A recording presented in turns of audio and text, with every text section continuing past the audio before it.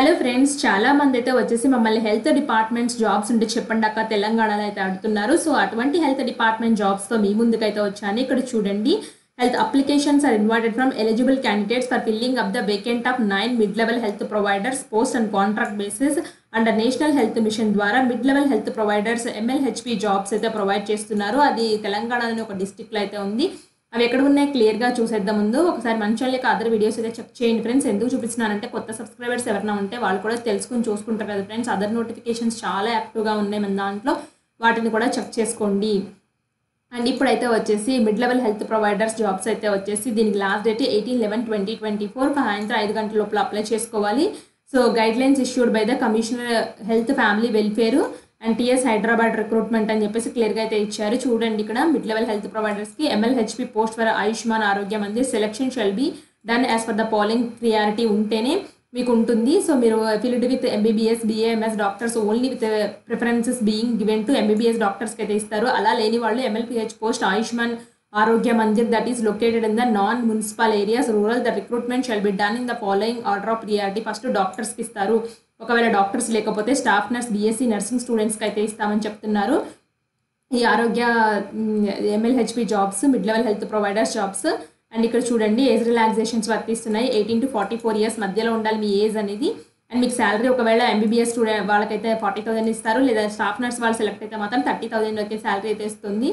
Education qualification అయితే వచ్చేసి staff nurse BSc nursing అయితే ఉండి రిజిస్ట్రేషన్ కౌన్సిలింగ్ అయితే ఉండాలి. MBBS చేసి TS మెడికల్ కౌన్సిల్ నుంచి రిజిస్టర్ చేసుకోవాలి.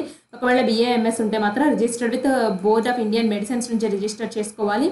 ఇదైతే వచ్చేసి జగిత్యాల డిస్ట్రిక్ట్ నుంచి అయితే వచ్చింది ఫ్రెండ్స్. ఈ జగిత్యాల మీరు ఒకవేళ సెలెక్ట్ అయితే జగిత్యాల డిస్ట్రిక్ట్లో పనిచేయాల్సి అయితే ఉంటుంది. హౌ టు అప్లై ప్రాసెస్ అయితే చూడండి, ఇక్కడ filled application form submitted. So ఎవరికి పంపించాలంటే district medical health officer Jagtial, room number 226 IDOC Jagtial. ఇక్కడ ఈ పిన్ కోడ్కి అయితే పంపించాల్సి అయితే ఉంటుంది. ఇది అఫీషియల్ వెబ్సైట్ నుంచే ఉంది ఫ్రెండ్స్. దీనికి కావాల్సిన సపోర్టింగ్ డాక్యుమెంట్స్ అయితే చూడండి, మీ SSC intermediate qualifying MBBS or BAMS or BSc nursing marks memos, registration certificates, latest community certificate పెట్టాల్సి అయితే ఉంటుంది. అలాగే మీరు ఫస్ట్ నుంచి 10th క్లాస్ వరకు అయితే వచ్చేసి స్టడీ సర్టిఫికేట్స్ పెట్టాలి. ఒకవేళ స్టడీ సర్టిఫికేట్స్ లేని పక్షంలో రెసిడెన్షియల్ సర్టిఫికేట్స్ మీ MRO ఆర్ తహసీల్దార్స్ నుంచి తీసుకోండి. అలాగే వీళ్ళు DD తీయాల్సి అయితే ఉంటుంది. 200 rupees for SC ST candidates DD తీయాలి. 500 రూపీస్ ఎవరు తీయాలంటే మిగతా అద్దరు వాళ్ళు తీయాలి. ఎవరిని పేరు తీయాలంటే district medical health officer Jagtial. మీరు బ్యాంక్లో చెప్పండి, ఇది వాళ్ళే DD తీస్తారు. రెలవెంట్ సర్టిఫికేట్స్ అయితే ఉండాలి.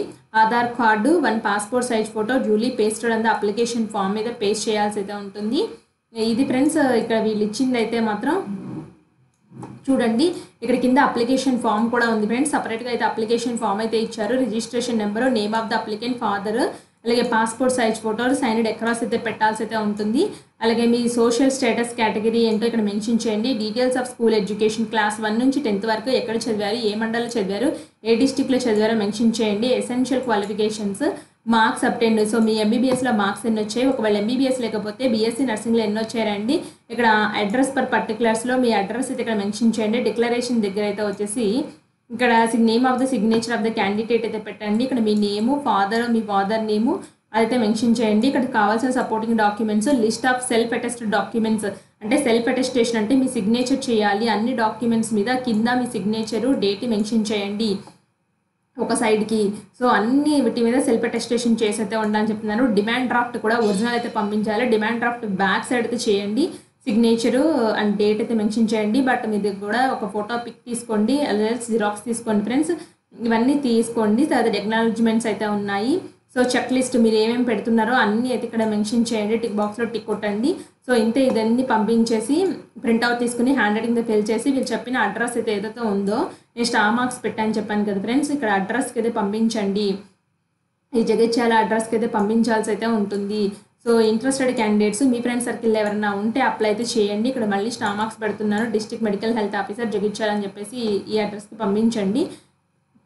అండ్ చూడండి ఫ్రెండ్స్, ఇంకా మీ అదర్ డీటెయిల్స్ కూడా చెక్ చేసుకోండి. మీరు కూడా ఒకసారి చదవండి. నేను లింక్ డిస్క్రిప్షన్లో అయితే ప్రొవైడ్ అయితే చేస్తాను. మీరు చదివిన తర్వాత నేను చూడండి, ఇక్కడ మళ్ళీ స్టార్ మార్క్స్ పెడుతున్నాను. ఇక్కడ ఈ పిన్ కోడ్తో సహా అడ్రస్ ఉంది కదా, ఈ అడ్రస్కి పంపించండి. సో లాస్ట్ డేట్ లోపల అయితే వెళ్ళిపోవాలి.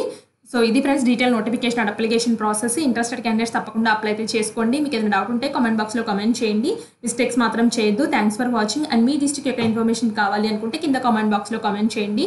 తప్పకుండా రిప్లై అయితే ఇస్తాను.